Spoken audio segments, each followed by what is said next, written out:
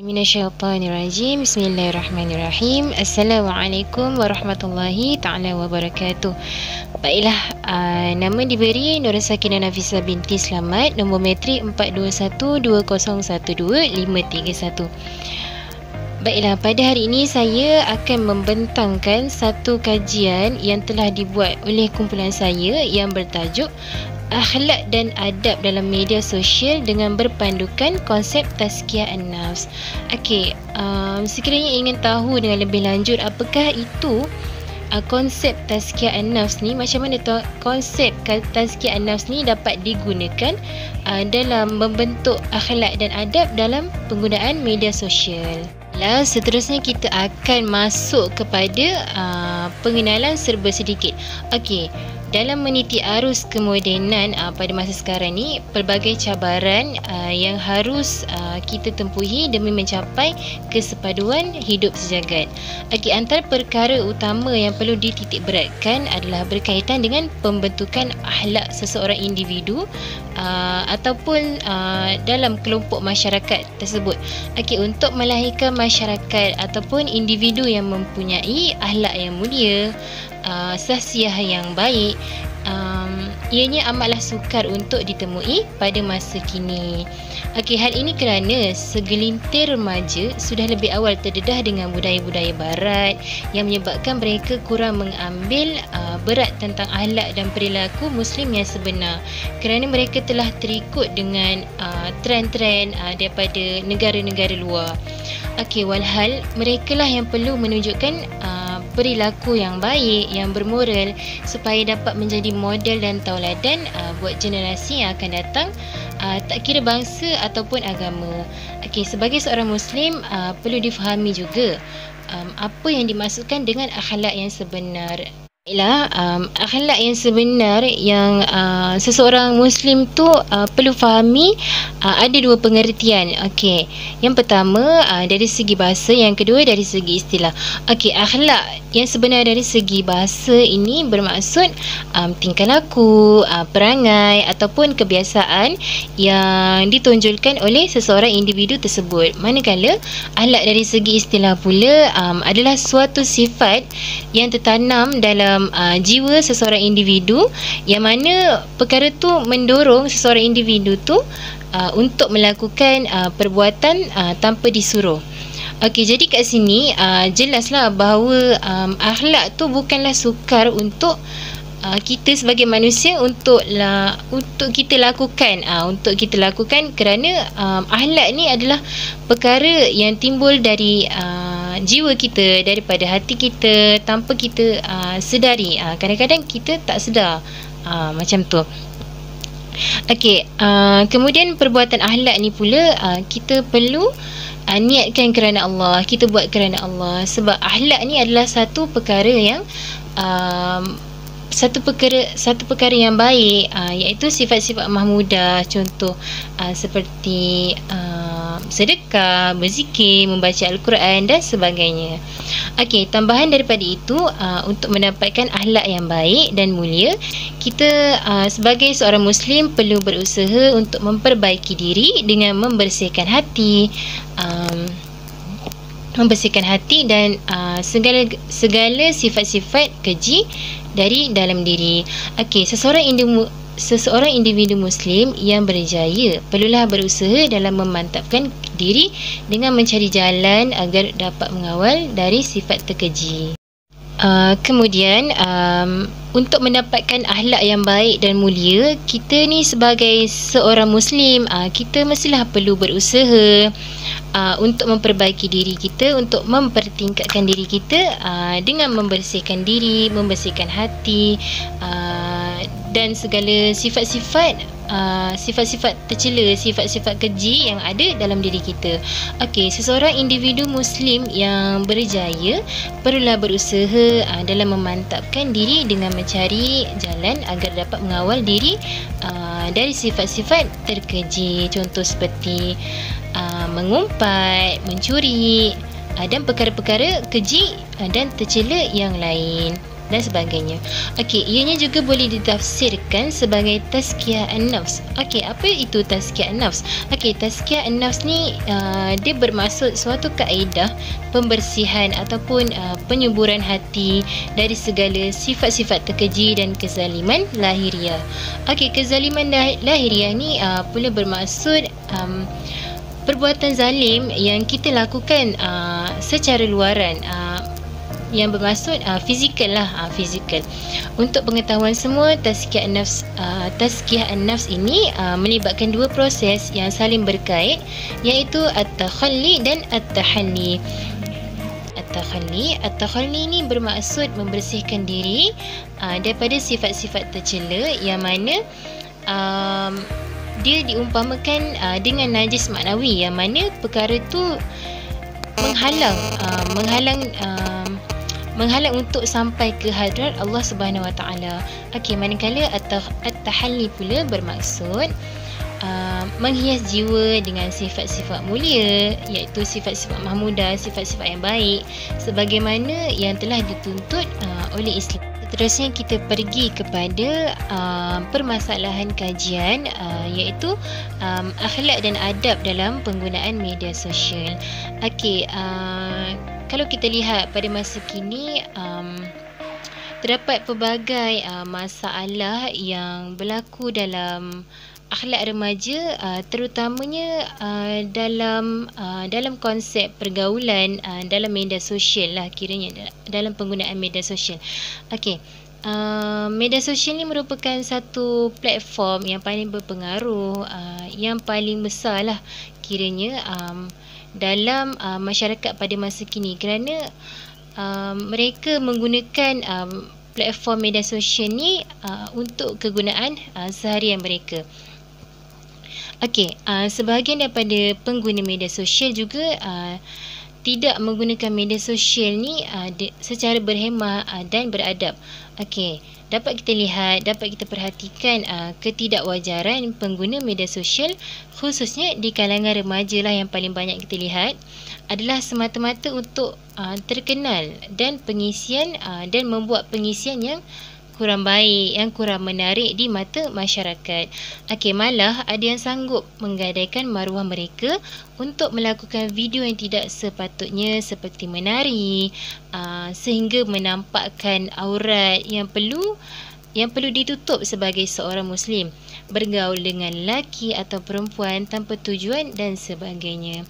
Okey, hal ini menjadi satu kebimbangan buat generasi pada masa akan datang, kerana akhlak ni merupakan satu perkara yang penting untuk kita tunjukkan kepada generasi yang akan datang supaya menjadi contoh lah. Okey, kemudian akhlak dan adab seseorang itu perlu dijaga dengan sebaik mungkin, walaupun dalam media sosial sekalipun. Seterusnya kita masuk pula kepada persoalan kajian. Okey, ada 3 di sini. Okey, yang pertama, apakah sifat-sifat mahmudah yang harus diterapkan dalam diri remaja pada masa kini? Okey, jadi persoalan berkaitan sifat-sifat mahmudah ni perlu kita selidik, perlu kita dalami apakah dia sifat-sifat mahmudah yang harus diterapkan dalam diri remaja untuk remaja tu macam ni, untuk meningkatkan ataupun memperbaiki akhlak seseorang remaja. Okey, yang kedua, apakah keburukan sifat mazmumah kepada remaja pada masa kini? Okey, keburukan sifat mazmumah ni banyaklah keburukan dia, banyak persoalan-persoalan berkaitan keburukan sifat mazmumah. Okey, keburukan sifat mazmumah ni keburukanlah, dia macam perkara yang perlu dielakkan, kerana benda tu adalah perkara yang tidak baik. Okey, yang ketiga, persoalannya bagaimana cara untuk mengimplementasikan kaedah tazkiyah an-nafs dalam penyempurnaan akhlak yang sebenar. Okey, bagaimana cara untuk kita aplikasikan kaedah tazkiyah an-nafs tu tadi, tazkiyah tazkiyah an-nafs ni merupakan satu kaedah penyucian hati dan pembersihan diri.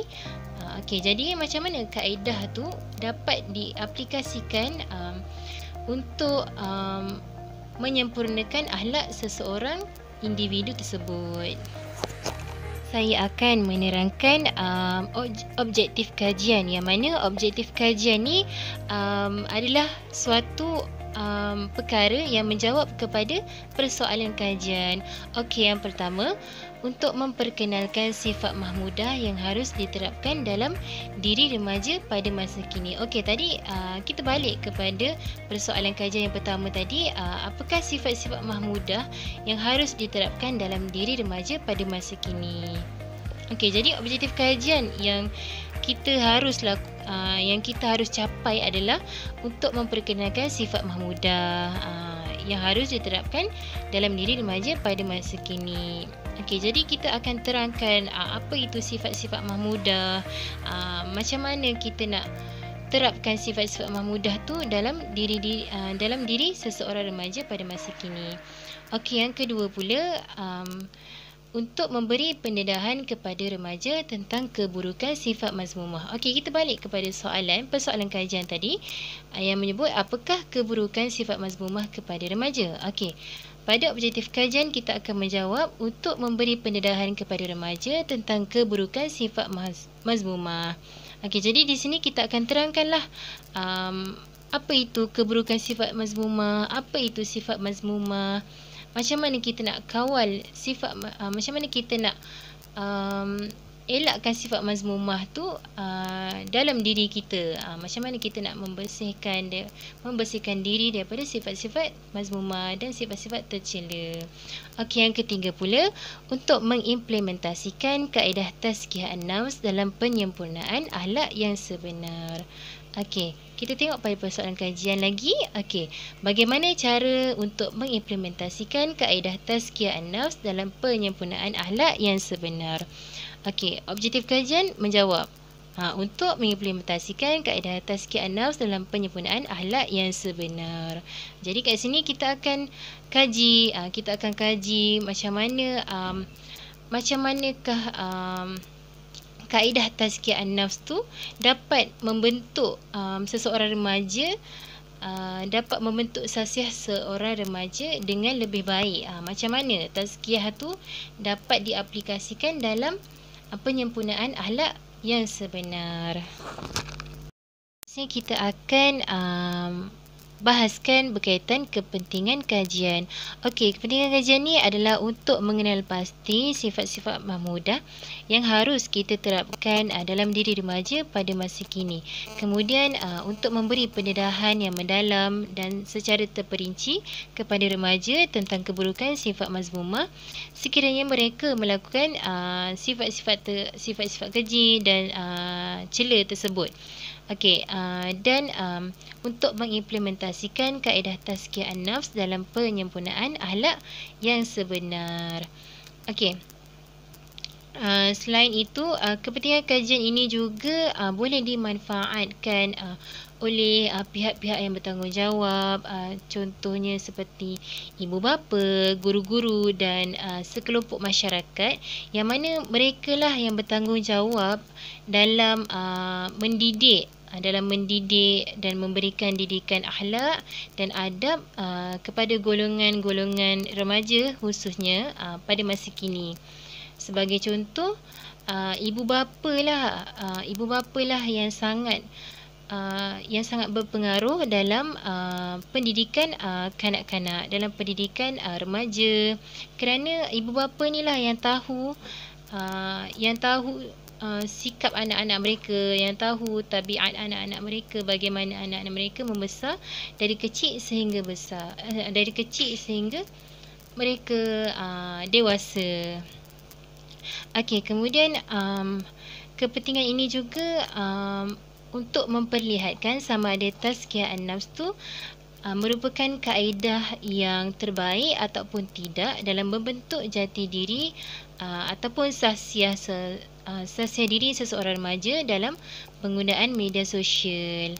Okey, jika kita lihat tazkiyah an-nafs ni merupakan satu kaedah penyucian hati ataupun pembersihan diri daripada sifat-sifat tercela, daripada sifat-sifat mazmumah, daripada sifat-sifat mazmumah, yang mana kaedah-kaedah ni boleh diterapkan ke dalam pembentukan sasiah remaja pada masa kini. Bismillahirrahmanirrahim. Assalamualaikum warahmatullahi taala wabarakatuh. Nama saya Nur Farhana Najwa binti Yusri. InsyaAllah saya akan sambung untuk kajian literatur. Apa yang menjadi kepentingan dalam kajian kami pada kali ini adalah yang termasuk dalam topik yang utama, iaitu konsep akhlak dan adab dalam Islam, konsep adab dalam Islam serta tazkiyah nafs. Tiga-tiga konsep ataupun tiga-tiga bab ini adalah yang menjadi tujuan utama kami ataupun kajian utama kami dalam bab ataupun tajuk telah kami kajilah. Dalam konsep akhlak apa yang dikaji, dalam konsep adab apa yang dikaji, serta tazkiyah an-nafs. Contohnya kalau tazkiyah an-nafs ni adalah kaedah ataupun cara macam mana seseorang individu muslim itu nak bersihkan balik hati dia, macam mana dia nak kembali kepada asal, iaitu manusia dan asalnya dan adalah sempurna, bersih dan sebagainya. Jadi tazkiyah an-nafs ni akan beritahu kaedah bagaimana seseorang muslim itu dia nak bersihkan balik jiwa dan hati dia lah. Dia nak balik kepada sifat-sifat yang baik dan sebagainya.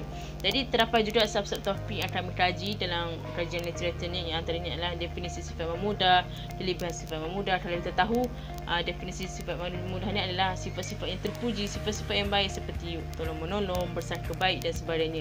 Jadi bila kita mempraktikkan, bila kita tahu sifat-sifat memudah ni, ianya memberi kelebihan lah. Bila mana kita dah praktik sifat memudah ni, antara kelebihan yang kita akan dapati adalah hidup kita akan menjadi tenang lah. Hidup kita menjadi tenang, kita akan menjadi lebih teratur dan tersusun. Manakala sifat mazmumah dan keburukannya ni banyak. Sifat mazmumah ni kalau kita tahu adalah sifat-sifat yang tidak baik, sifat-sifat yang tidak disukai oleh Allah, sifat-sifat terkeji dan sebagainya. Kalau kita tahu sifat mazmumah ni sifat yang negatif lah, dan sudah tentu mendatangkan keburukan kepada diri kita. Lepas tu kita ada kaji juga tentang kaedah-kaedah mengawal mazmumah, tazkiyah an-nafsu macam mana yang saya katakan tadi, kasyaf dalam tasawuf, guru dalam tasawuf, etika dalam pergaulan dari perspektif Islam, bagaimana kita nak bergaul dengan masyarakat ataupun tak ada setakat mana saja, tapi macam mana kaedah tu. Ada juga etika pergaulan dalam media sosial ataupun dalam berkomunikasi. Jadi semuanya kami kaji dan kami cuba simpulkanlah dalam tugasan yang telah diberikan. Jadi bergaul dalam komunikasi tu yang macam mana kita perlu jaga. Contoh dalam media sosial tu kita kena cakap, kalau yang perempuan tu kena cakap yang baik-baik, kena jaga adab dan auratnya macam mana dan sebagainya. Ada adab pergaulan, dan yang terakhir adalah adab-adab pergaulan dalam Islam. Jadi dalam Islam ni dia tidak memberatkan manusia, tapi kadang-kadang kita yang meremehkan hal yang memberatkan. Sebenarnya Islam itu mudah, menutup aurat itu mudah, tapi bila mana terlalu banyak sangat pemikiran ataupun terlalu banyak sangat alasan, dia menjadi benda tu akan menjadi susah.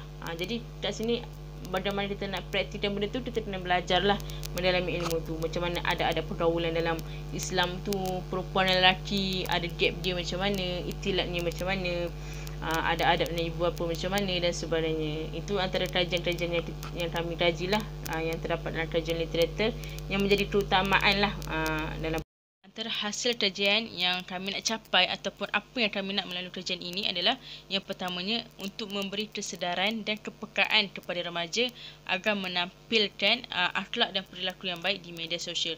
Jadi kat sini kita nak remaja tu dia menampilkan ataupun dia menunjukkan attitude yang baik ketika dia berada dalam media sosial lah, daripada segi pemakaiannya, daripada percakapannya, daripada segi perilakunya apabila dia berkomunikasi di media sosial dan sebagainya lah. Yang kedua, antara hasil kajian, antara dapatan daripada hasil kajian yang kami dapat adalah untuk tujuan untuk memberi maklumat kepada masyarakat dengan lebih jelas apa yang dimaksudkan dengan sifat mazmumah dan sifat mahmudah. Kadang-kadang masyarakat ni ataupun remaja ni masalah dia keliru. Dia tak tahu apa yang dimaksudkan dengan sifat mazmumah, apa yang dimaksudkan dengan sifat mahmudah.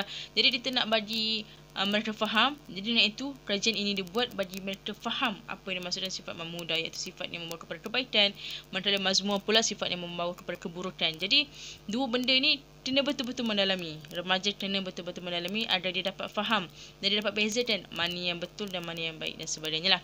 Yang ketiga, hasil kajian yang kami dapati adalah memberi jalan, adalah tujuan untuk memberi jalan penyelesaian kepada orang ramai, khususnya individu Muslim, untuk mendalami dan mempelajari kaedah tazkiyah an-nafs, untuk membersihkan hati, jiwa serta memupuk dan menekalkan akhlak mulia dalam diri. Jadi salah satu perkara yang perlu seorang Muslim itu pelajari dan ketahui adalah tazkiyah an-nafs. Kenapa tazkiyah an-nafs? Sebab tazkiyah an-nafs ni adalah salah satu cara bagaimana individu Muslim ni nak ataupun mampu untuk membersihkan balik hati dia. Maknanya balik kepada norma, balik kepada sifat asal manusia, iaitu suci kan. Jadi macam mana kita kan, manusia kan tak lari daripada buat dosa, betul tak? Tapi bila kita nak kembali, kita kena fahami tazkiyah an-nafs ni. Tazkiyah an-nafs ni di mana dia membantu manusia macam mana nak cari cara memberi kaedah kepada manusia untuk membersihkan hati daripada sifat lahiriahnya, kezaliman lahiriah dan dalaman lah. Okey. Jadi perlulah seorang remaja ataupun individu Muslim tu perlu mendalami dan perlu mengetahui tazkiyah an-nafs ni. Sebab tazkiyah an-nafs ni adalah salah satu cara yang akan membantu kita macam mana nak bersihkan hati, macam mana nak mewarnai hati ni. Hati kita yang kotor dan bintik-bintik dosa, macam mana kita nak warnai dia dengan sifat-sifat yang baik, macam mana kita nak hiasi dia dengan sifat-sifat mahmudah dan sebagainya. Jadi kaedah tazkiyah an-nafs ni yang akan membantu kita untuk membuat semua itulah. Yang seterusnya, memberi kesedaran kepada orang ramai agar tidak melakukan sifat mazmumah atau perilaku yang tidak baik, kerana ia boleh membuat kehidupan seseorang itu menjadi tidak teratur. Kalau kita perasan orang yang banyak permasalahan, banyak membuat kezaliman, hidup dia tidak teratur, hidupnya macam jadi kucak-kacir, tak terurus. Sebab apa? Disebabkan kezaliman yang dilakukan. Semuanya akan jadi tak cukup, wang tak cukup, hidup tak tenang. Itulah antara ciri-ciri yang sering melakukan kezaliman ataupun orang yang selalu melakukan sifat-sifat mazmumah. Jadi nak tak nak kita kena jauhi sifat mazmumah ni. Kalau boleh cepat-cepat kita bertaubat lah, maknanya kita kembali kepada yang lebih baik lah. Anda kata semalam kita dah buat kejahatan, kalau ada masa tu untuk perbaiki, kita ubahlah. Sebab kalau kita tahu bila kita buat salah satu sifat yang tidak baik ataupun perilaku yang tidak baik, kita akan rasa tidak tenang. Itu paling kita mudah nak nampak lah. Itu rasa tidak tenang, hidup tak terurus, rasa nak marah je, betul tak? Jadi kita kena cepat-cepat istighfar dan kembali kepada asal lah. Sebab kerana pemikiran kita pun akan jadi terganggu bila kita sering melakukan dosa dan kita lalai lah. Yang seterusnya, sebagai pengajaran kepada orang ramai bahawa mendalami ilmu akhlak adalah salah satu kepentingan dan tanggungjawab bersama. Jadi mendalami ilmu akhlak ni nak tak nak kena belajar, nak tak nak kita kena mendalami lah. Sebab kalau bukan kita yang nak dalami sendiri, siapa lagi? Betul tak? Ini bukan untuk orang lain, untuk diri kita juga. Jadi kita kena dalami ilmu akhlak ni. Dalam pada masa yang sama kita dapat praktikkan dalam kehidupan seharian kita. Sebab akhlak ni adalah salah satu adab, attitude yang kita nak tunjukkan sebagai seorang Muslim. Kita kena tunjukkan akhlak yang baik, adab yang baik. Jadi nak tak nak kita kena kena mendalamilah ilmu akhlak ni. InsyaAllah bila kita mendalami ilmu akhlak, InsyaAllah kita sendiri yang akan mempraktikkan benda tu, dan mungkin kita sendiri yang akan bantu orang lain pula untuk kongsikan apa yang kita fahami tentang ilmu akhlak itu. Sebenarnya di sini apa yang dapat kita rumuskan melalui hasil kajian dan dapatan bagi projek ini adalah akhlak ni merupakan salah satu asas ataupun tunjang utama dalam pembentukan jati diri seseorang Muslim ataupun masyarakat itu sendiri. Sebab apa? Sebab itu dah menjadi keutamaan dan kepentingan kepada setiap individu Muslim dengan menunjukkan perilaku dan akhlak yang baik kepada masyarakat yang lain, tak kira di mana juga kita berada, termasuklah dalam media sosial. Jadi kita ni tak kisahlah dalam media sosial ke luar media sosial ke, kita kena tunjukkan akhlak yang baik. Sebab apa? Sebab dekat dalam kelompok kita dan surrounding kita ni, kita ada pelbagai lapisan umur dan peringkat umur, termasuk daripada segi kanak-kanak, remaja, belia, termasuklah orang dewasa juga. Sebab itulah kita kena tunjukkan attitude yang baik dengan kanak-kanak macam mana, yang belia macam mana dan sebagainya. Sebab ia boleh menjadi ikutan kepada masyarakat juga. Apa yang kita buat tu boleh menjadi ikutan kepada masyarakat lain juga. Malah akhlak yang baik dan terpuji ini adalah salah satu faktor yang mencerminkan bagaimana kepribadian dan kehidup dalam kepribadian dan pendirian kita dalam kehidupan sehari-hari ini. Jadi bila mana kita menunjukkan akhlak yang baik ataupun akhlak yang terpuji ni, ia ia automatik akan orang akan mengaplikasikan mungkin dia ni hidup dia sehari-hari dia macam ni. Kalau kita tunjukkan akhlak yang baik, maknanya orang akan judge kita baiklah kehidupan kita daripada segi kepribadiannya, bagaimana dia bertutur kata dengan keluarga, bagaimana adab dia bercakap dan sebagainya. Dan kita juga kena tahu bahawa akhlak ini adalah membentuk kehidupan kita menjadi lebih teratur dan sempurna berlandaskan Al-Quran dan Hadis. Bila kita ada pedoman dalam hidup kita iaitu Al-Quran dan Hadis, automatik kita akan menjadikan ia sebagai rujukan, menjadikan kita sebagai tauladan untuk kita ikutlah untuk mempraktikkan akhlak tu. Contohnya macam sunnah-sunnah Rasulullah. Kita kena pastikan diri kita ni dihiasi dengan sunnah-sunnah Rasulullah. Sebab Rasulullah ni adalah salah satu manusia yang paling terpuji akhlaknya, insan yang terpuji iaitu Rasulullah lah, daripada segi tutur katanya, daripada segi perilaku dia, adab dia dan sahabat dia macam mana dan sebagainya. Itulah yang kita kena ambil. Kita kena jadikan Rasulullah yang sebagai contoh dan tauladan dalam kehidupan kita. Tapi bila kita dah dapat ilmu tu, bila kita dah ada ilmu sunnah-sunnah Rasulullah, kita janganlah kita je yang mempraktikkan, malah kita kena turunkan kepada generasi yang lain. Contohnya macam mungkin kelak nanti anak-anak kita, adik-adik kita dan sebagainya lah. Itu saja pembentaran kami berdua pada hari ini. Semoga ianya memberi pelajaran dan satu ilmu barulah buat diri kita dan juga sahabat-sahabat di luar sana. Betapa pentingnya kita mendalami dan mempelajari ilmu akhlak ini. Sebab apa? Sebab ilmu kita boleh cari, tapi adab dan akhlak tu kita kena sematkan dalam diri kita lah. Manusia ni secara fitrahnya telah mendatangkan kebaikan. Manusia ni suka kepada kebaikan. Jadi nak tak nak kita kena praktikkan benda tu dalam kehidupan sehari-hari. Dan semoga ianya memberi pelajaran buat kita semua dan buat masyarakat di luar sana. Berpeganglah pada data-data hikmah. Utlabu ilmu minal mahdi ilal lahdi. Tutulah ilmu itu daripada buaya sebelum dunia lahad. Semoga ianya bermanfaat kepada semua dan assalamualaikum.